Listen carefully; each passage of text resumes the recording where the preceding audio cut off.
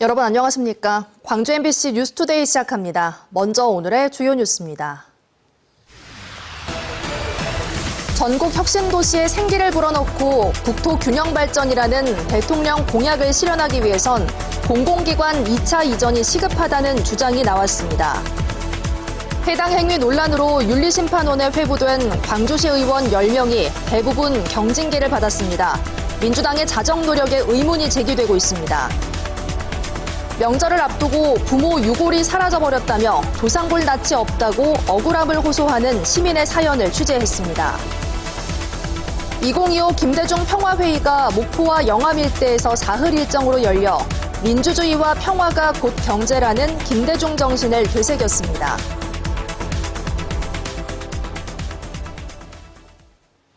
혁신도시는 수도권에 있는 공공기관을 지역으로 이전해 균형 발전을 이루고자 만들었는데요.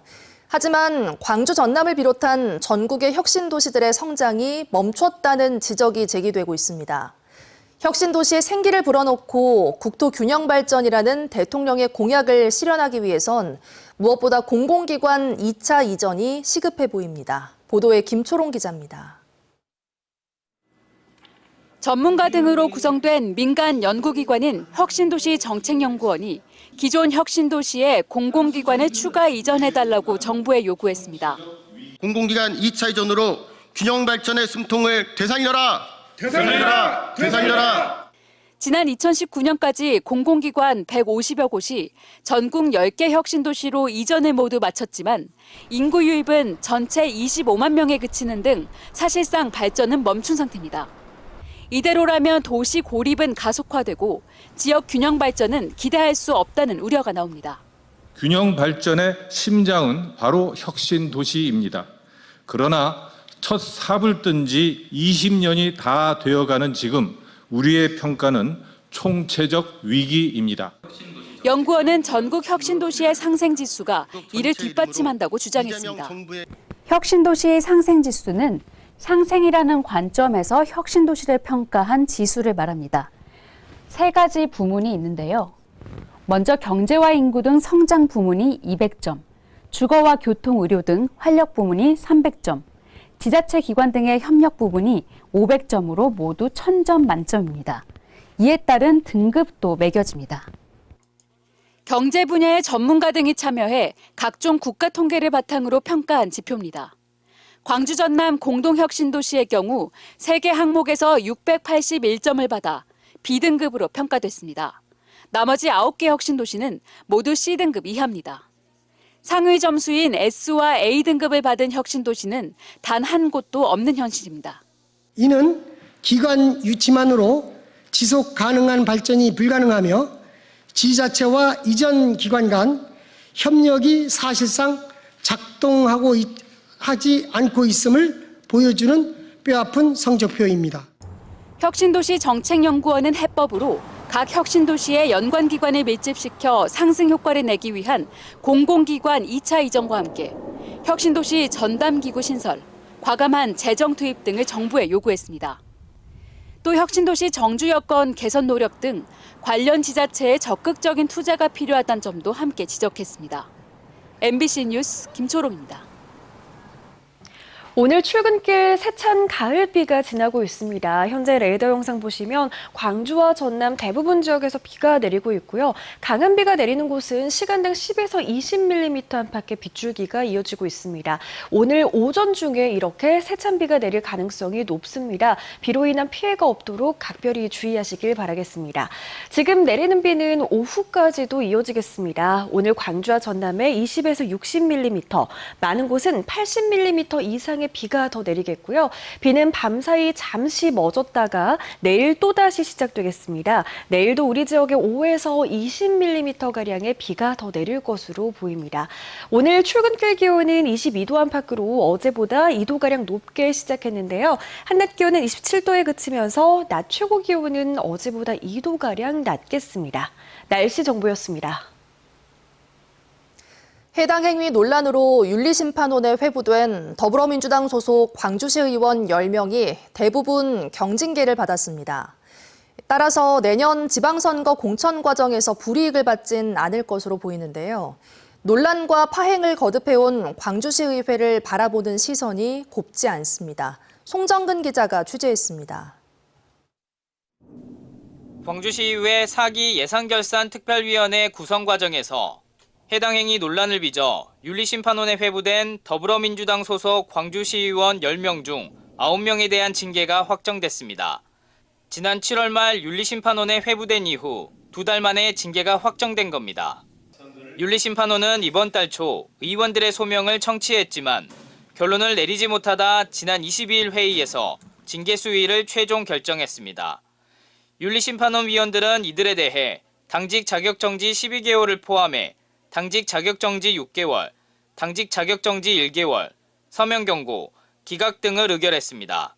정무창 의원은 밀실투표로 무소속 예결위원장을 선출하고 외부에는 합의 추대한 것처럼 꾸민 행위를 주도한 것으로 판단돼 상대적으로 가장 무거운 징계를 받았습니다.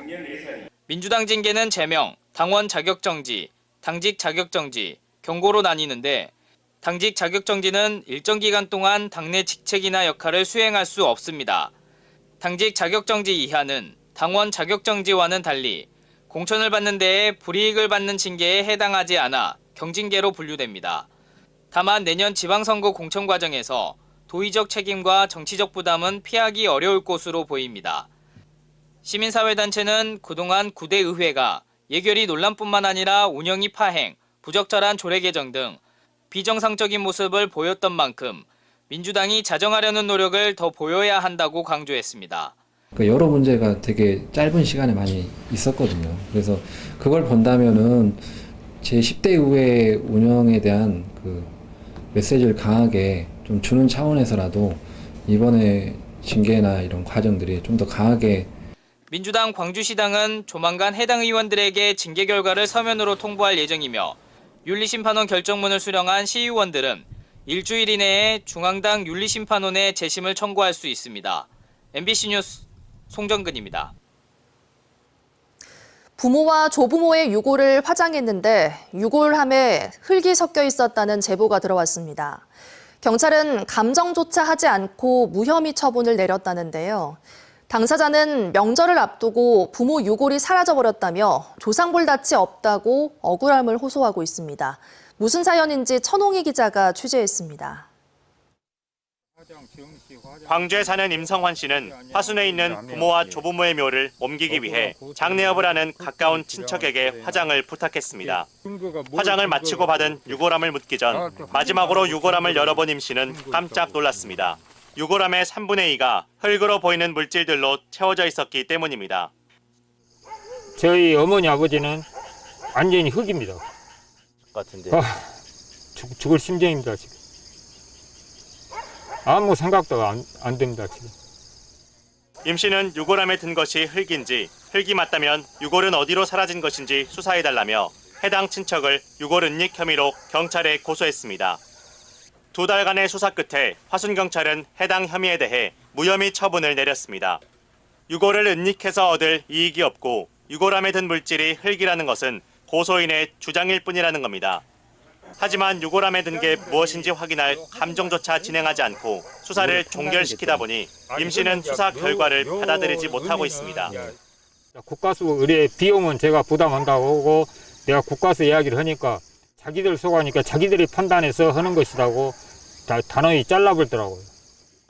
이에 대해 화순경찰은 흙인지 감정을 해야 할 필요성이 없다고 판단했다며 수사 부실 의혹에 대해서도 전혀 문제없다고 밝혔습니다. 다만 감정이 필요하지 않다고 판단한 근거가 무엇인지에 대해서는 수사 사안이라 밝힐 수 없다는 입장만 내놓았습니다. 임 씨가 경찰 수사에 불복하면서 사건을 넘겨받은 검찰이 어떤 결론을 내릴지 주목됩니다. MBC 뉴스 천홍희입니다. 법원이 지난 2021년 빗물로 불어난 광주 풍영정천에서 숨진 초등학생 2명에 대한 사고 배상 비용을 광주시와 광산구에 절반씩 물리는 강제 조정을 확정했습니다. 광주지법 민사 2단독 재판부는 사고 당시 도심 하천에 위험 경고나 구호 장비 등 안전시설물이 없어 피해가 커진 만큼 시와 지자체의 사고 책임이 있다고 보고 구상금과 소송 비용을 나눠내라고 최근 제안했고, 이에 모두 동의하며 조정됐습니다.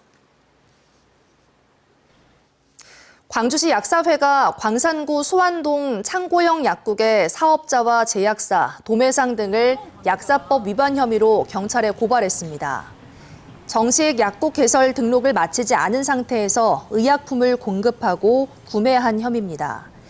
약사회는 단순 사업자만 등록한 상태에서의 의약품 유통은 불법인 만큼 불법 사례에 대한 추가 고발까지 진행하겠다는 입장입니다. 고발장을 접수한 광주 광산경찰도 조만간 관계인 등을 불러 조사할 예정입니다.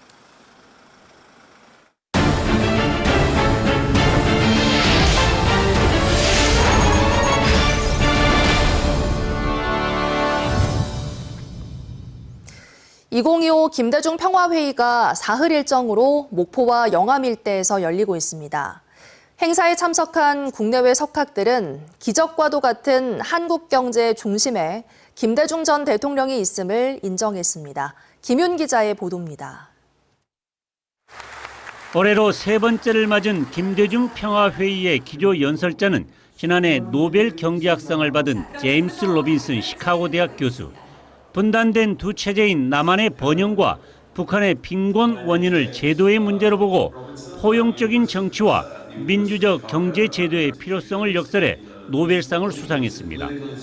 제임스 교수는 기조 연설에도 다시 한번 이를 강조하면서 한국 민주주의 전환과 포용적 제도 확립은 김대중 전 대통령의 당선이 중요한 변곡점이었다고 분석했습니다. But really consolidated, when Kim Dae-jung finally comes to power in the late 1990s and 1998. 12.3 계엄에 따른 한국 민주주의의 위기 극복 과정에서 국민들의 모습을 높이 평가하기도 했습니다.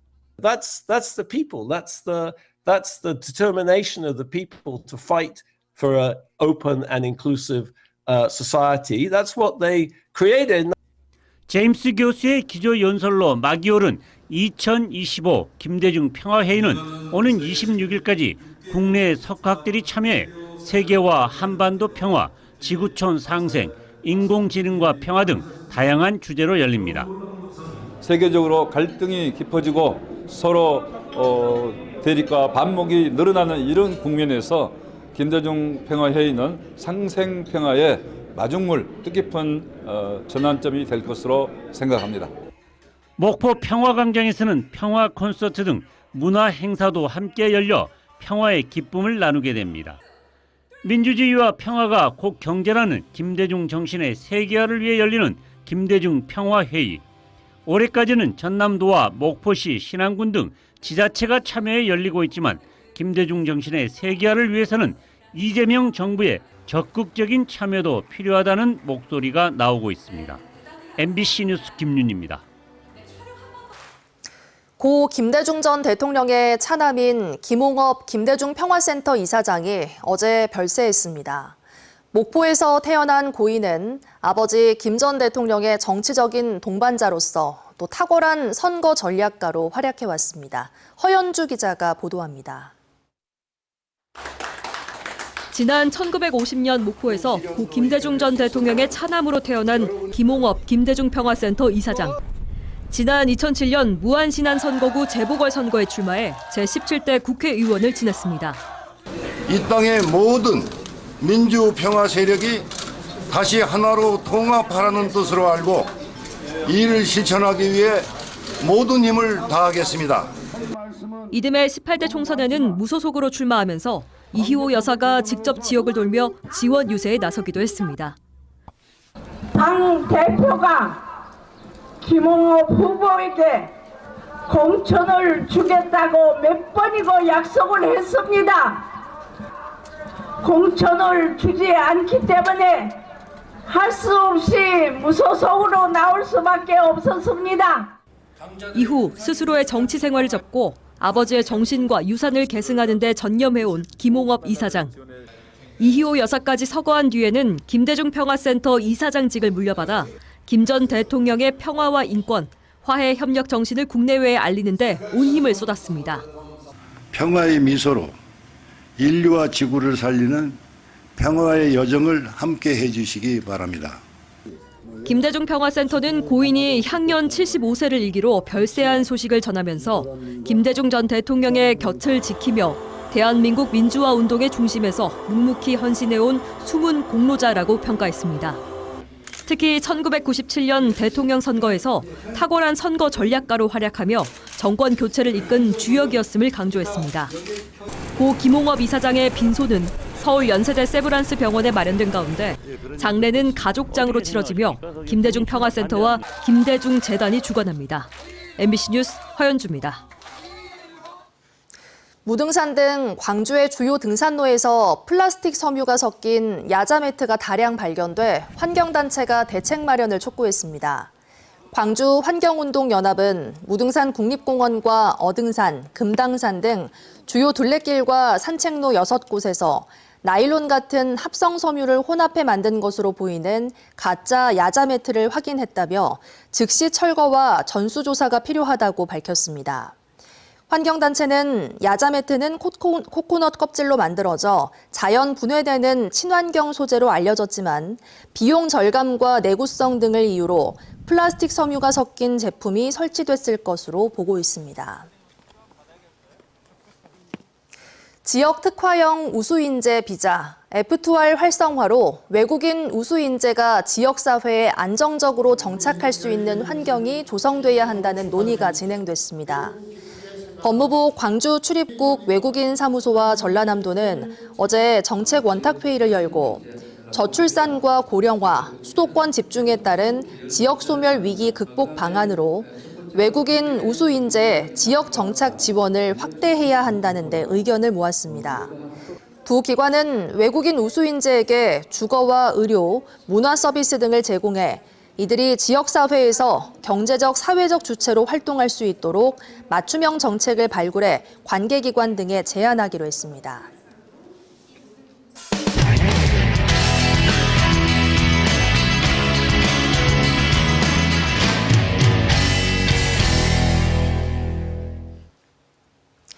김영석 독립기념관장의 파면을 촉구하는 목소리가 잇따르고 있습니다.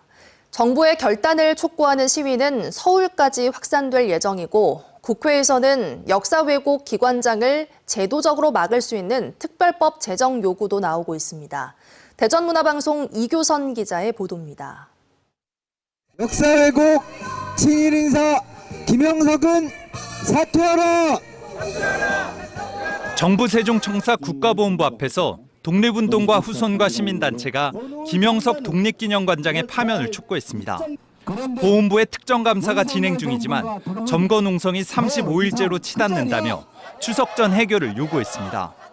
때로는 폭탄으로, 때로는 목숨을 걸고, 때로는 지하활동을 통해서 그녀없는 독립운동을 벌여왔습니다. 그런데 김영석 관장은 이 모든 역사를 부정할 뿐만 아니라 모욕하고 능욕하고 짓밟고 있습니다. 절대로 용서할 수 없습니다. 이달 초 권오을 장관이 농성장을 찾아 해결을 약속하고도 감감무소식이라며 서울 정부청사 앞 1인 시위 등으로 압박 수위를 높이겠다고 밝혔습니다. 9월 7일 밤에 권오을 본부 장관이 저희 농성장을 다녀갔습니다. 그러나 지금 2주가 지나도록 전혀 거기에 대해서 응답이 없습니다. 너무 무성의한 것이죠. 국회에서도 사퇴 요구 목소리가 이어졌습니다. 조소왕 선생 기념사업회 등 독립유공자 후손들과 여당 사무총장 조승래, 강준현 정무위 간사가 함께했는데 김 관장의 망언과 기념관 사유화 논란, 국회 난동 등은 역사 해석권과 국가 정체성을 흔드는 행위라며 뉴라이트 역사단체장의 동반 퇴진을 요구했습니다. 헌법 제1조가 명시한 국민주권의 이름으로 김영석 관장의 즉각 퇴진과 반역사와 헌법을 부정한 자들의 공직 진출을 원천 봉쇄하기 위한 특별법 제정을 강력히 촉구합니다. 버티기로 일관하는 김영석 관장에 대한 퇴진 요구가 곳곳에서 거세지는 가운데 정부와 보훈부의 결단의 무게감도 더해지고 있습니다. MBC 뉴스 이교선입니다. 익산시 왕궁면의 옛 축산단지가 생태복원을 향한 새 출발을 준비하고 있습니다. 한센인들의 삶의 터전이면서 동시에 축산 폐수와 악취로 몸살을 앓았던 곳인데요. 완전히 복원하기까지는 막대한 예산이 필요할 것으로 보입니다. 전주문화방송 조수영 기자가 취재했습니다. 익산시 왕궁면의 옛 축산단지입니다. 전체 60만 제곱미터, 축구장 80개가 넘는 부지에 한때 200여 농가가 돼지 등을 키우던 곳으로 왕궁 정착농원으로 불렸습니다. 일제강점기 소록도에서 해방 이후 이곳으로 강제 이주된 한센인들에게는 삶의 터전이었지만 축산 폐수로 새만금호에 악영향을 미쳤고 악취 민원도 끊이지 않았습니다. 지금은 아픔의 흔적을 간직한 채 생태를 복원해야 하는 과제가 남아 있습니다. 원래 축사가 있던 땅은 현재 정부와 지자체 소유로 모두 전환됐고 곳곳에 나무가 심어져 있습니다. 지난해까지 부지 매입에만 1,700여 원이 투입됐고 무려 14년이 걸렸습니다. 최근 이곳에서 맹꽁이와 수달 등 멸종 위기 야생 생물의 집단 서식이 확인되면서 생태 복원의 가능성은 한층 커지고 있습니다. 환경부는 이 일대를 포함해 생물종 서식지 보존과 관광 탐방이 어우러진 대규모 생태축을 조성한다는 계획. 하지만 2,400억 원이 넘는 막대한 예산이 필요한 만큼 까다로운 경제성 평가부터 통과해야 합니다. 도의회에선 복원 사업이 원만하게 추진되도록 협력 방안을 모색하는 토론회가 열렸습니다. 우리나라 역사상 가장 큰 규모의 생태환경 복원 사업일 거라고 현재까지는 이렇게 좀 보고, 그러니까 생태가 복원되는 건 삶의 환경이 바뀌는 것도 있고 또 다르게는 그것이 전북과 익산의 발전을 견인하는. 토론회에선 자연형 하천과 습지, 생태숲을 조성하고 관련 국가 연구기관과 기념관을 세우자는 구체적인 사업 과제들이 제시됐습니다. 무엇보다 정부의 한센인 강제 이주와 축산 장려 정책에서 모든 문제가 비롯됐다며 결자 해지를 주문하는 목소리도 나왔습니다. MBC 뉴스 조수영입니다. 지난해 한 민간업체가 부산 광안리의 마지막 남은 금싸라기 땅에 디즈니 체험시설을 짓겠다고 부산시에 제안하면서 시와 시의회 모두 적극적으로 부지 매각을 위한 절차를 마무리해줬는데요. 정작 해당 업체가 입찰에 참여도 하지 않으면서 사업이 무산됐습니다. 부산문화방송 김윤아 기자가 보도합니다. 27년간 개발이 미뤄진 밀락수변공원 앞 공터. 광안대교 영구조망에 면적도 6,000제곱미터에 달하는 광안리 마지막 남은 금싸라기 땅입니다. 지난해 한 민간업체가 부산시 소유인 이 땅에 5층 규모 디즈니 애니메이션 체험시설을 짓겠다고 사업 제안을 하면서 개발은 급물살을 탔습니다. 부산시 의회 역시 부지 매각을 승인했고 부산시도 해당 시설을 지을 수 있도록 용도까지 변경해줬습니다. 매각을 통해 복합 문화시설을 조성하여 지역 경제 활성화 및 관광 경쟁력을 제고하기 위한 것으로. 그런데 최근 마무리된 부지 매각 입찰에 정작 이 업체는 참여도 하지 않은 걸로 확인됐습니다. 최근 한 달간 진행한 부지 매각 입찰에 단 한 곳도 응찰하지 않으면서 결국 유찰됐습니다. 부산시는 당혹스럽다는 반응입니다. 토지 감정가가 540억 원에 달해 공시지가보다 배 이상 비싸진 걸 원인으로 지목하면서도 이제 와서 디즈니 체험시설은 정식 제안이 아닌 사전 협의 단계였을 뿐이라고 해명하고 있습니다. 요즘 경기가 안 좋고 감정평가 금액이 본인들이 생각했던 것보다 많이 나와서 그런 건지. 사업자가 내세웠던 100만 관광객 유치 효과란 허황된 기대감만 남기고 사업이 물거품된 가운데 부산시는 해당 부지에 대해 재입찰 추진을 검토 중입니다. MBC 뉴스 김민아입니다. 최근 전남에서는 논 가장자리 등에서 벼 잎이 잿빛으로 변하는 벼 깨씨무늬병이 퍼지면서 농민들이 전수조사와 피해보상 대책 마련을 촉구했습니다. 전국 농민의 광주전남연맹과 쌀협회 광주전남본부 등은 기자회견을 열고 최근 40도에 육박한 고온과 열대야 지속 등으로 깨씨무늬병이 발생했지만 전라남도와 지자체는 농민들의 관리 부실이 원인이라고 주장하며 대책 마련에 손 놓고 있다고 지적했습니다. 또 폭우와 폭염이 이어져 안정적으로 식량을 생산하기 어려운 상황 속에 기후위기 대응 매뉴얼을 재정비하고 농작물 재해 대책을 바로 세워야 한다고 강조했습니다. 광주의 미술인들이 오늘부터 인도 뉴델리에서 열리는 아트아시아 델리에서 국제무대 진출에 나섭니다. 신흥 미술시장인 인도를 거점으로 K아트를 확산하기 위한 이번 행사에서 광주를 기반으로 활동하는 원로 작가와 중견 작가, 젊은 작가 등 12명이 광주 현대미술 특별전을 통해 작품을 선보입니다. 광주 비엔날레와 광주 미디어 아트 플랫폼도 전시 기간 홍보 부스를 마련하고 광주 현대미술의 역량과 위상을 알립니다. 오늘 출근길 세찬 가을비가 지나고 있습니다. 현재 레이더 영상 보시면 광주와 전남 곳곳에서 시간당 10에서 20mm 안팎의 강한 비가 쏟아지고 있습니다. 오늘 오전 중에 이렇게 세찬 비가 집중될 수 있어서 비로 인한 피해가 없도록 각별히 주의하셔야겠습니다. 지금 내리는 비는 오늘 종일 이어질 것으로 예상됩니다. 광주와 전남에 20에서 60mm, 많은 곳은 80mm 이상의 비가 쏟아지겠고요. 밤 사이에는 비가 잠시 멎었다가 내일 또다시 5에서 20mm 안팎의 비가 더 지날 것으로 예상됩니다. 오늘 광주의 출근길 기온은 22도 안팎으로 어제보다 2도가량 높은데요. 한낮 기온은 27도에 그치면서 낮 최고 기온은 어제보다 2도가량 낮겠습니다. 대부분 지역의 한낮 기온이 27도에서 29도 안팎에 머물면서 어제보다는 선선한 날씨가 예상됩니다. 대부분 지역에서 비가 내리고 있는 가운데 여수의 낮 기온 27도에 그치겠습니다. 바다의 물결은 최고 1.5m에서 2m 안팎으로 일겠습니다.